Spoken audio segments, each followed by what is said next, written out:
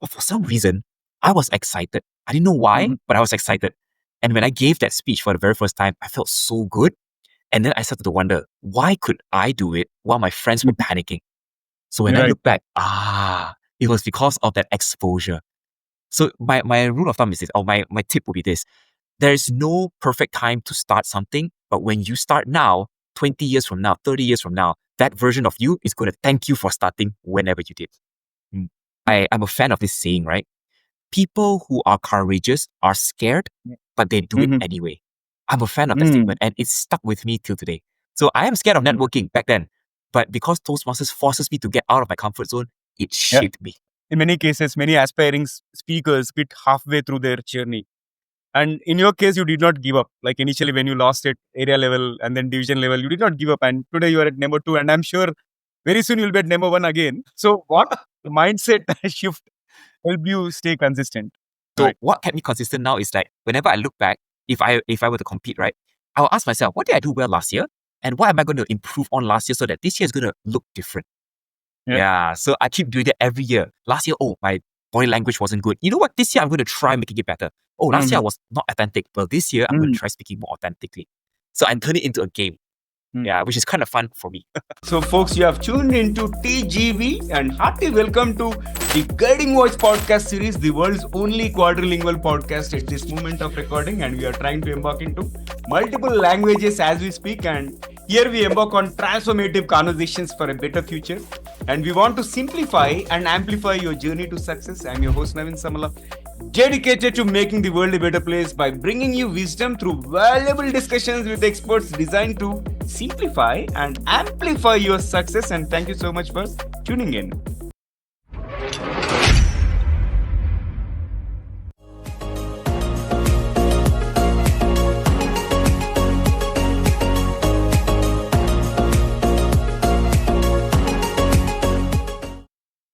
So folks, I got the taste of Toastmasters way back in 2010. And ever since, I've become a very big fan and evangelist of Toastmasters International. And recently, World Public Speaking Championship has been concluded. And today we have none other than the runner-up of World Public Speaking Championship, Mas Mahathir. So Mas Mahathir Mohammed is his full name. And he's an accomplished public speaker. He's a Toastmaster. He's a coach.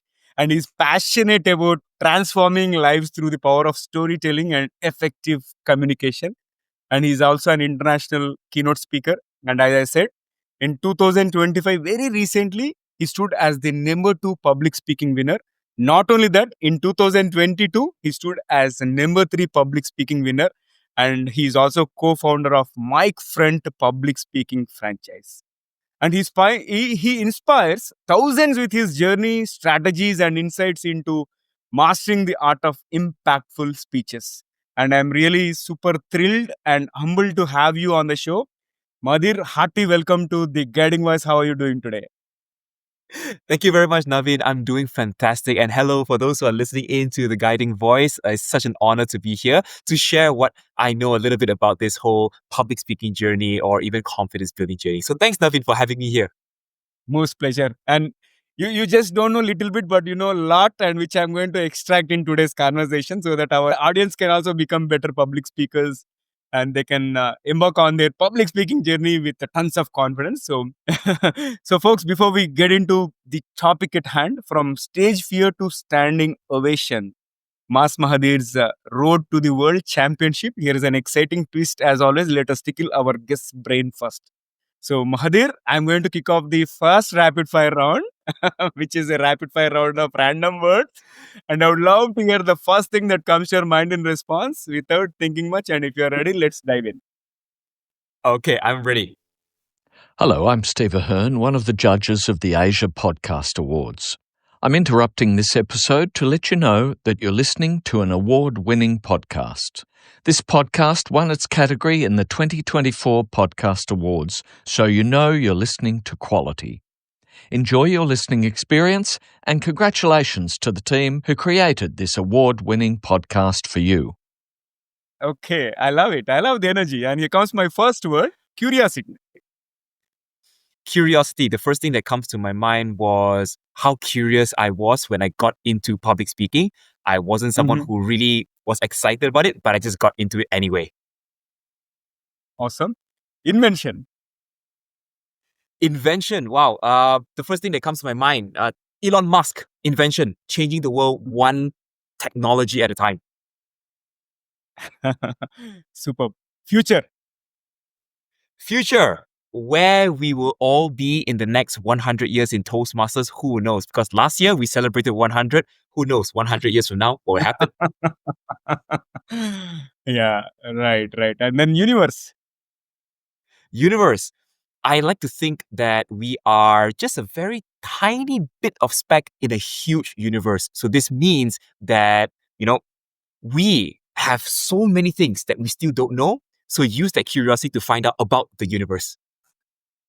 Love it. So we are kind of atom or less than an atom in the whole universe. Okay. And then after universe, here comes my next word. It is leadership. Leadership. Wow. To me, the first thing that comes to mind is leadership is how we treat other people. Instead of being a leader who uses their power, let's be a leader who shows our servant type, which means how do we be a servant leadership type? Right. And success. Success. Wow. To me, success is not about the fame, the glory, or the money. Success means, have I lived a fulfilling life? Have I given back to society? And have I contributed in a way that makes the world a better place? So profound. Now, let me flip the word. It is failure. Failure.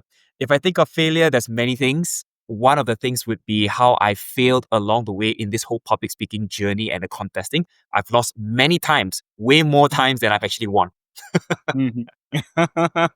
So thanks for graciously mentioning about that. I think it is important to understand that if you want to achieve something really significant and success, we have to be ready to embrace our failures and learn from them. That's a great reminder to all of us. And Mahathir, my next word is aliens.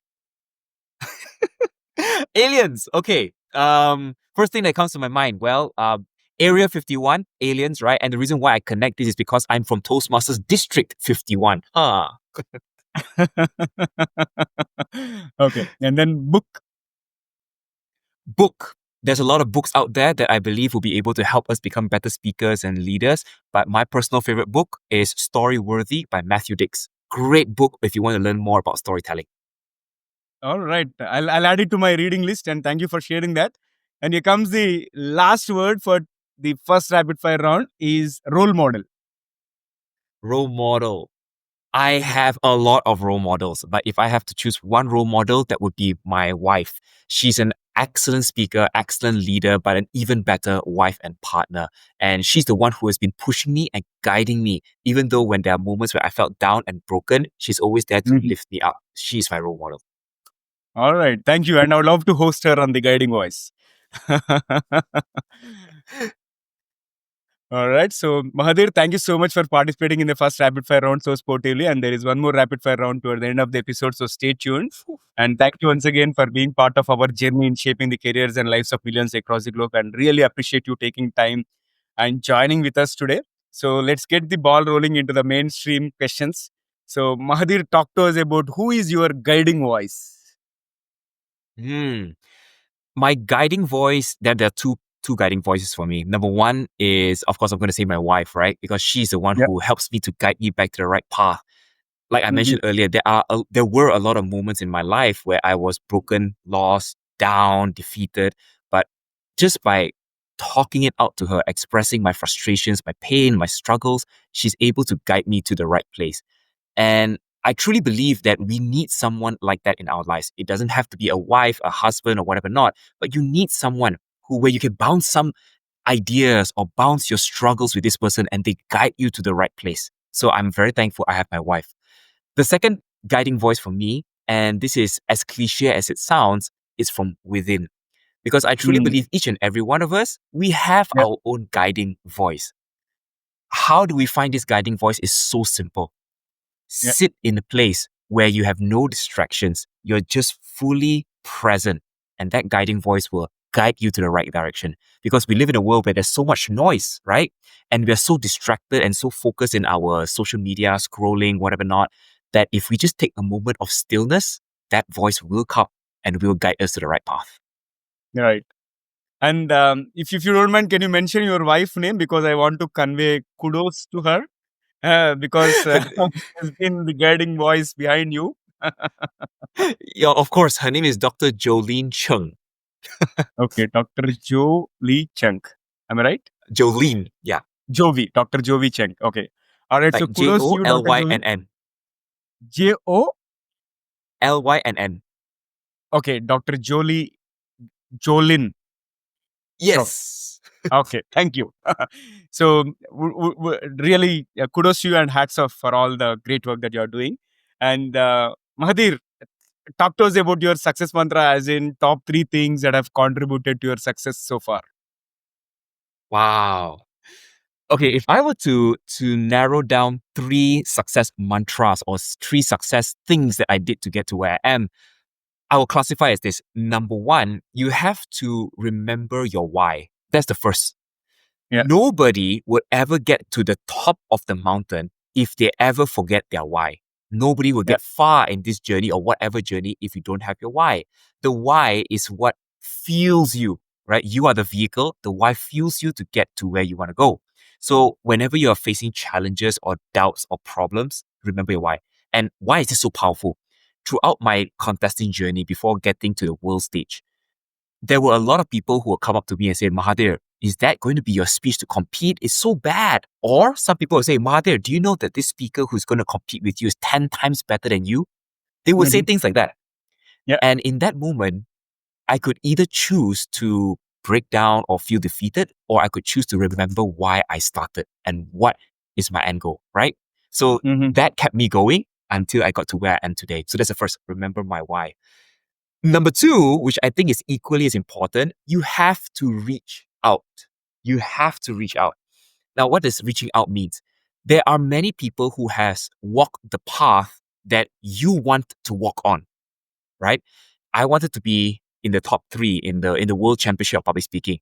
And I knew that if I wanted to get there, I needed to talk to somebody who has walked that path so that I could minimize the mistakes to get there. And here's the interesting thing. In 2017, I competed, I lost in the area. 2018, 2019, lost in the division. And in 2019, after that competition, I decided to do something different.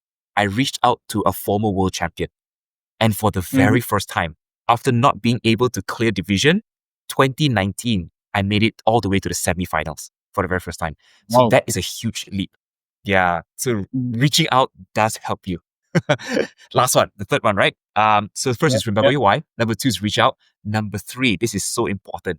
You have to rehearse like an athlete. Yeah. So this year, I pushed myself out of my comfort zone. The moment the quarterfinals results were out, immediately I started booking myself to clubs. So in 30 days, I visited 30 clubs all around the world just to rehearse and practice my speeches to refine, repeat. Yeah. And it really helped because I got an international feedback and international audience to share what worked and what didn't. So there you go. 3 R's, right? Number 1, remember your why. Number 2 is to reach out. Number 3 is to rehearse like an athlete.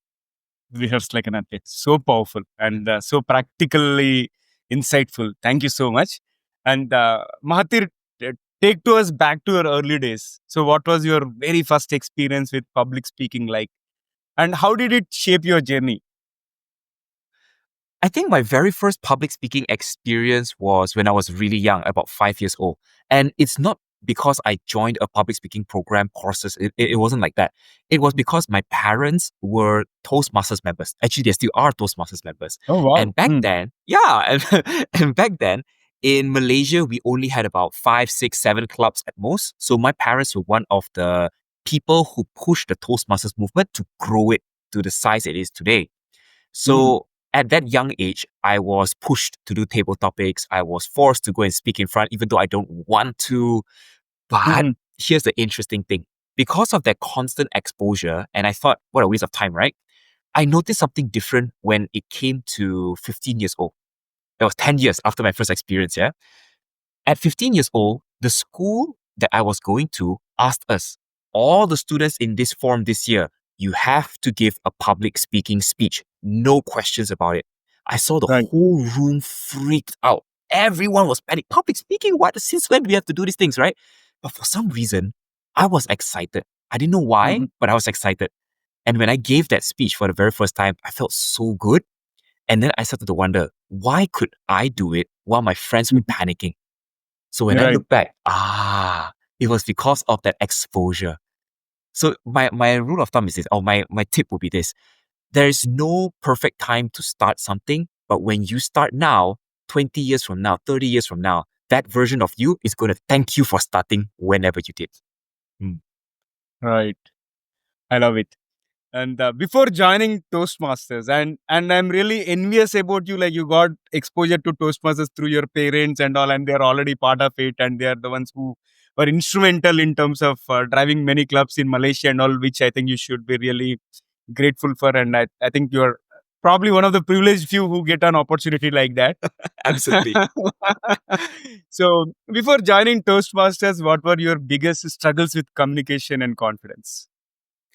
I think one of my biggest struggles when it comes to communication and confidence is I'm someone who I consider to be somewhat introverted, which means that whenever I have to meet people, network and communicate, I would always find myself having that struggle, that battle, like, should I do it? Should I not do it? What if I say something stupid and they caught it, right? So Yeah. whenever I had the opportunity to speak to someone, I would rather not. But because Toastmasters has actually forced me in a way to actually learn how to network, how to communicate with other people, even though I'm afraid, that helped a lot. Yeah. And that's why I'm a fan of this saying, right? People who are courageous are scared, but they do it anyway. I'm a fan of that statement and it's stuck with me till today. So I am scared of networking back then, but because Toastmasters forces me to get out of my comfort zone, it shaped me. Yeah. I love that. I love that. And also tell us if there was any turning point moment when you realized public speaking was not just a skill, but your passion. Okay. So let me take you back to 2016. In 2016, I graduated and I got into my first job. My first job was a training job, which means that I have to go to companies and I have to give training to the companies. So within the first month, my boss at that time, he came up to me. He said that, Mahathir, you have the passion. I see that you like speaking, but if you really want to get good, you need to join a Toastmasters club. So the first thing that came to my mind was, oh, I know a club that has been around for a while, my parents' club. So I immediately joined my parents' club to sharpen the saw, to sharpen the skill.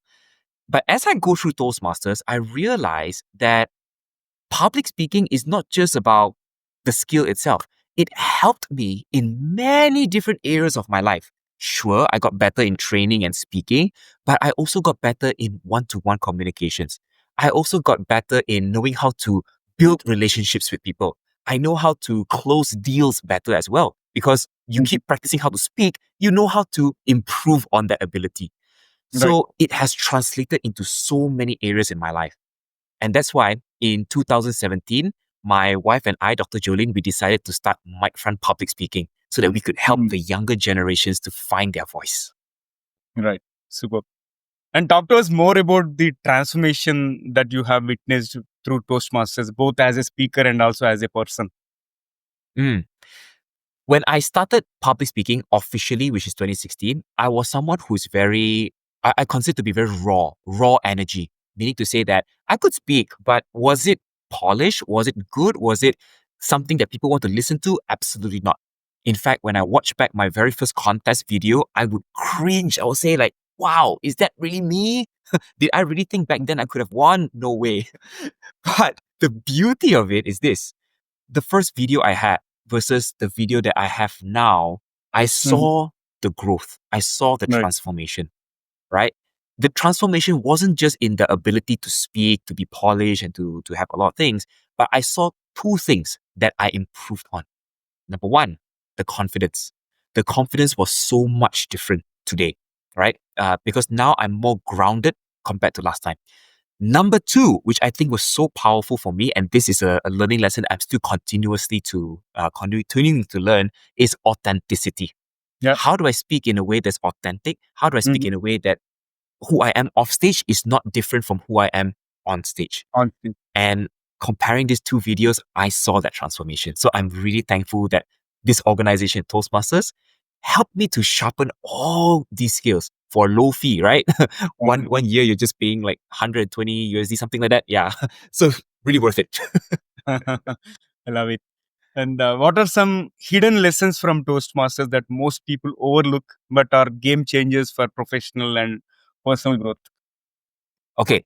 The hidden thing that I noticed about Toastmasters is, as I mentioned earlier, Toastmasters don't only teach you the communication track, right? They also teach you many other things such as networking, communication, and whatnot. But there is one more thing that Toastmasters does teach you, and that is the ability to lead and how to be a good leader. And why I say this is because when I see our district leaders, when I see our district officers, and not just in my country, but other countries, the way they treat people, the way they uplift people, the way they recognize great speakers or recognize great effort and achievements, that in itself showcased to me, wow, this is really cool. I saw them awarding all these awards, even bringing people up on stage and say, guys, this is the person who was in charge of organizing this. Can we give him a round of applause? Simple acts like that gives me the inspiration like, wow, if I could apply this back into my work and show appreciation to my team members this way, how would that make them feel? Because if I were that guy, I would feel so good. So that taught me so much about leadership as well. Great. Thanks for sharing that. And I've observed in many cases, many aspiring speakers quit halfway through their journey. And in your case, you did not give up. Like initially, when you lost at area level and then division level, you did not give up. And today you are at number 2. And I'm sure very soon you'll be at number 1 again. So, what mindset shift help you stay consistent? Okay. First and foremost, I have to be very honest with you. In 2017, when I competed, my dream was to be world champion, right? That's why I remember my why. So that was one of the reasons why I managed to stay consistent, because I wanted to get there. But in 2017, that raw energy, that raw talent, that person was too naive and too egocentric, which means that I was just someone who believes that raw talent in itself can help me get there. So when I lost, that was an ego check for me. I started to realize that, oh my goodness, it looks like it's going to take more than just talent to get there to the top, right? So what kept me consistent, number one, was the remember my why. But number two, it was the fun and the passion of seeing how I could further tweak and improve myself to be better. So what kept me consistent now is like, whenever I look back, if I were to compete, right, I'll ask myself, what did I do well last year? And what am I going to improve on last year so that this year is going to look different? So I keep doing that every year. Last year, oh, my body language wasn't good. You know what? This year, I'm going to try making it better. Oh, last year I was not authentic. But this year, I'm going to try speaking more authentically. So I'm turning it into a game. Which is kind of fun for me. So one thing what I'm loving about this conversation is you're really authentic, and I see that Thank you. You have that particular passion to make a difference, and your why is very clear. And Mahathir, a while ago you mentioned that you have delivered 30 speeches in 1 month in different clubs across the globe to seek the feedback. So that is one of your preparation process for the world championship of public speaking. What else did you do for in the overall preparation process? Okay, so in the overall preparation process this year, at the very least this year, when I got the quarterfinals news, I immediately reached out, right? And that's where I got 30 clubs and 30 days to practice. So I would book myself on the calendar. And what I would do is I create a Google Sheet. So this Google Sheet will track what club I'm supposed to go to at what time, and also what speech I'm going to practice. And next to that Google Sheet, I will also have a tracker to see how many times I've rehearsed in a day. So if I notice, oh, if I'm doing less on this day, why am I doing less on this day? What was I feeling? Was I tired? Was I not inspired? Why? So I try to analyze this track, and I try to increase it as much as possible to get the numbers. And the reason why I do that is because I am someone who have a lot of self-doubt, which means to say that whenever I practice, and I practice a lot, I will still feel that on stage, I felt that, oh, I don't think I've practiced enough. So when I look back at this sheet, it gives me a clear visual view that, Mahathir, you have done your best, you have practiced enough, go on stage and just focus on having fun. Right. Yeah. If I don't have that, I'll still be thinking, did I practice enough? I should have practiced enough. That would be the problem. Right. So yeah, rehearsing like an athlete, this part was crazy. There was even a day in that 30 days where I had to give a presentation to 3 clubs. So morning one, afternoon one, night one, just to practice my speeches. No, it takes. Yeah. See, this is something what many people overlook. Like they don't understand behind the stage hard work that goes into it. People look at only the glory in terms of whether you're getting the crown or not, Yeah. and all, right? So, thank you. I think this is something which should inspire people in case if you want to reach that number one, number two, number three position. It requires tons of hard work, and most importantly, we need to be consistent. That is the biggest lesson that I'm drawing out of it. And Yes. yeah, Mahathir, I'm also curious to understand from you, like, do you focus more on storytelling, delivery techniques, or audience connection while preparing for these high Wow. stakes speeches? Oh, that's a very good question. There is no particular focus for me. I look at it as a general whole, which means Mm. that if I want to be an engaging or a connected speaker, I need every element, which means the story aspect, the body Yeah. language aspect, the authenticity, everything has to be packaged in a way Yeah. to be a connected speaker. So, but that being said, there is something that I put more emphasis on, and that is the content of my speech. Yeah. And the reason why I put more focus on content is because, sure, body language, you can stage it as much as you want. You can look more natural if you want to. That's great. But what you say to me is something that will help the audience feel, right? Because they can't see your speech. They can't read your speech. They can only listen to it once. So what kind of words can you say to elicit emotions so that they feel every part of your speech? So that was the one that I put more time and focus on. So for example, if I were to craft a line, right? And I look at this line, I ask myself, does this create an emotional impact or emotional appeal? If not, how about I tweak this word this way? Oh, by just switching this around, suddenly the impact is different. So that's what I'll be spending a lot of time on. Yeah, commitment. Love it. And can you also talk about a specific challenge you faced while preparing, maybe a speech that failed, and what did you really learn from it? Okay, a speech that failed. All right. If there is a speech that I would consider a fail, it was last year's speech.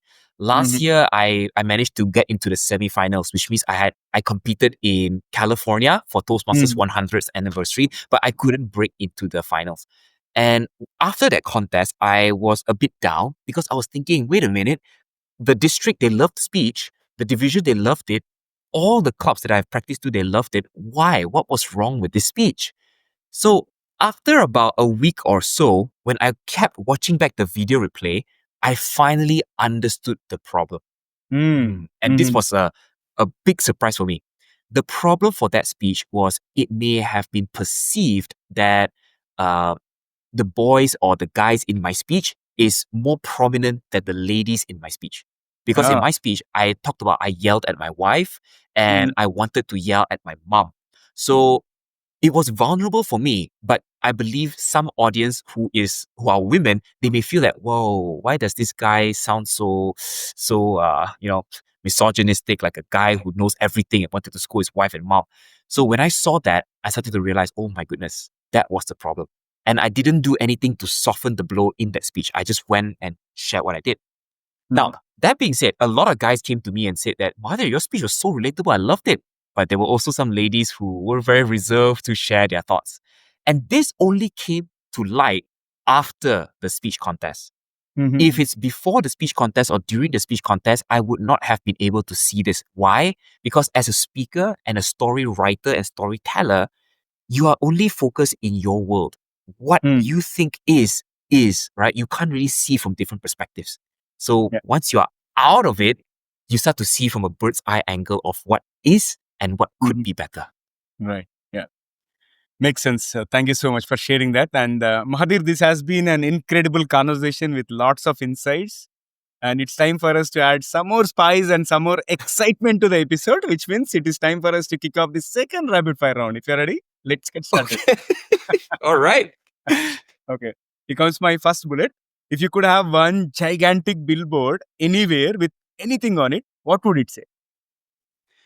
It would say, own your voice. Own your voice. Wow. 3 powerful words. own your voice. Super. And then describe yourself in just one word. Describe myself in just one word. I'm gonna go with enthusiastic. Yeah. Mm. Mm. And one speaker you dream of sharing the stage with.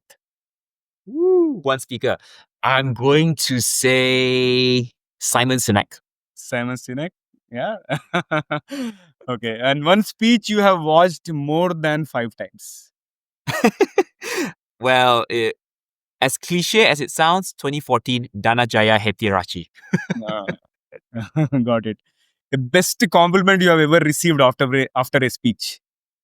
Wow. Oh, okay. I remember this one very well. This was in 2022. After I completed my final speech, someone came up to me and said, Mahathir, I needed to hear that. Thank you so much for sharing with me. And then he just walked away. Wow. Nice. The public speaking myth you want to bust. Oh, okay. I got this one. This one is really good. There are some myths that says that if you're nervous on stage, you must picture your audience in their underwear or naked. Man, this is such a terrible myth. Please don't follow this this technique because if you do that, it's going to be distracting, right? Yeah. So let's not focus on that. So instead of looking at them and imagining that they are naked or without their clothes, try to look at different areas of their body. For example, shoulders, head, Mm, forehead, mm, mm, hair, or even just next to them. Yeah, mm, instead of their mm. eyes. Yeah, superb. Interesting one. And here comes the last one for the second rapid fire round. What is one electronic gadget or a fantasy gadget that you'd like to see or invent yourself? Ooh, okay. If I were to want to invent, right, or imagine this would happen, is I want to have a phone that could be able to do anything, anywhere, at any time. Now, what does it mean, right? It means that with just a click of a button, automatically, delivery will come to be. Automatically, my car would get started. We're getting there. We're getting there. So I'm really excited to see how this will really show up. Interesting one. And after that amazing second rapid fire, let's flip back to the mainstream. And here comes my last question, Mahathir. If someone listening or watching this episode dreams of reaching the championship level, what is one golden rule they must follow? The golden rule that I would say is, and I will say this for many, many, many times, is prepare early. Yeah. Mhm. Most Mm, contestants that join this competition, they do not aim to prepare, right? mhm. They join in for many reasons. Number one, it could be because, yeah, they wanted to try what a contest is all about. Number two, they're forced by it because there's not enough contestants. So, hey, please join because we only have two contestants, right? So they have to Yeah. join. And when this happens, they didn't have enough time to craft a winning speech, which means Mm, that they probably prepared their speech an hour before, a day before, a week before. But great champions do not do this. They create or craft their speeches months or even years before. The speech that I used this year in the finals was actually crafted last year in March. So it took mm. me more than a year plus, almost 2 years, for this speech to materialize in the world stage. So prepare early. You will Yeah, beat out so many other competitors just by doing this one thing. absolutely. That's a great piece of advice. I think preparing early that will have a great competitive advantage also, because one of the mistakes that what people generally do is wait till the last minute or something, and then they'll get into that stressful situation and all. So thank you so much for sharing that advice, and also thank you so much for all the amazing insights that you have shared, and I thoroughly enjoyed the conversation, and I'm sure it will be extremely helpful for the Guiding Voice audience. And Mahathir, how is your experience being hosted on the Guiding Voice podcast? I love it. I love it. The rapid fire questions was amazing. Very fun. It really got me thinking table topics on the spot, right? But I think it's really fun because if I was a listener, I would really enjoy it to really see wow, this guy, how would they answer these rapid fire questions, right? Maybe next time it should be reversed. All right. Thank you so much, and looking forward to hosting you again in future. And I wish you all the best in everything that you do. And I wish the team at Mike Friend also all the very best in everything that you guys are doing. Thank you so much, Naveen.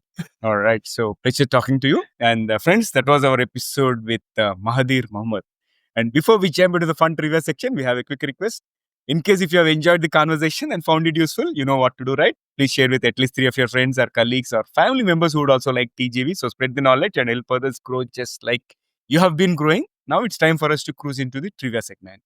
And having had amazing conversation with the world number 2 public speaking champion of Toastmasters for the year 2025, and I thought I would present you few lesser known and interesting facts about the origins of Toastmasters International, which is a not-for-profit organization spread across 100 plus countries and which is 100 plus years old organization aimed at improving the public speaking as well as leadership skills among people. I thought of talking about these 3 less known facts. Fact number 1 is the first meeting wasn't called Toastmasters. When the founder, Dr. Ralph C. Smedley, started the first public speaking group in 1924 at the YMCA in St. Anna, California, he didn't initially call it Toastmasters. He simply called it a club for men to practice talking.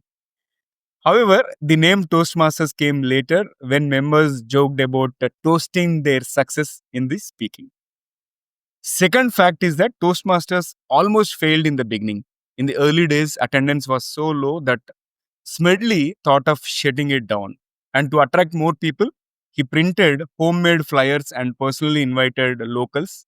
And the turnaround worked. And today, the Toastmasters family is 300,000 plus members strong and has presence in 140 plus countries. And the fact number 3 is that toast in Toastmasters has a royal origin. The term Toastmaster came from the old British tradition of raising a toast at royal banquets and formal dinners. And the person responsible for introducing speakers and keeping the event lively was called the Toastmaster. And Dr. Smedley borrowed this term to make public speaking sound funny and also celebratory. So these are the 3 less known facts about Toastmasters. Likewise, if you are aware of any interesting facts about Toastmasters, do let us know. Or if you are aware of any Toastmasters champion, do let us know about them. We would love to feature them. So folks, that's it for today. Thank you so much for tuning in and also for being part of our awesome TGV family. So until next time, take care, stay inspired, and remember the best is yet to come. Goodbye for now. See you all in the next episode with another amazing guest. Take care. Love you all. Bye-bye.